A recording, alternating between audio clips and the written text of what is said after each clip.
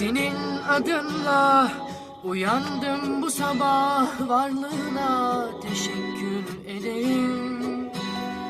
Senin adınla uyandım bu sabah, varlığına teşekkür ederim. İyi günde sen, kötü günde sen, nasıl özlemiştim bir bilsen. Yokluğun anlamsız, bu dünya vefasız, ruhuma hapsettin adını. İyi ki hayatımdasın, sensiz kimler anlasın, attığım her adımdasın, sol yanımsın.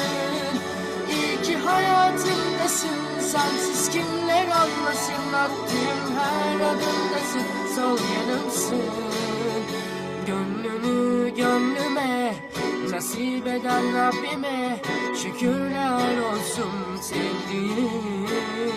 Gönlünü gönlüme nasip eden Rabbime şükürler olsun sevdiğim.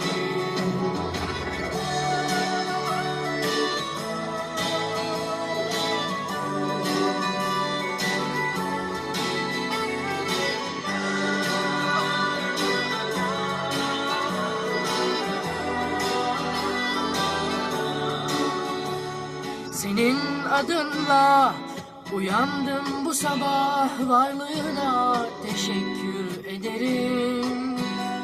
Senin adınla uyandım bu sabah, varlığına teşekkür ederim. İyi günde sen, kötü günde sen, nasıl özlemiştim bir bilsen.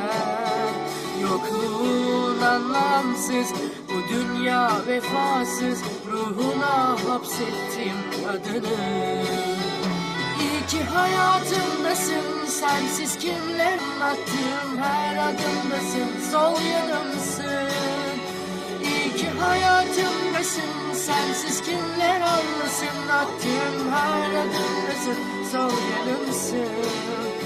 Gönlümü gönlüme nasip eden Rabbime şükürler olsun sevdiğim. Gönlünü gönlüme nasip eden Rabbime şükürler olsun sevdiğim. Gönlünü gönlüme nasip eden Rabbime şükürler olsun sevdiğim. Gönlünü gönlüme nasip eden Rabbime şükürler olsun sevdiğim. Teşekkürler.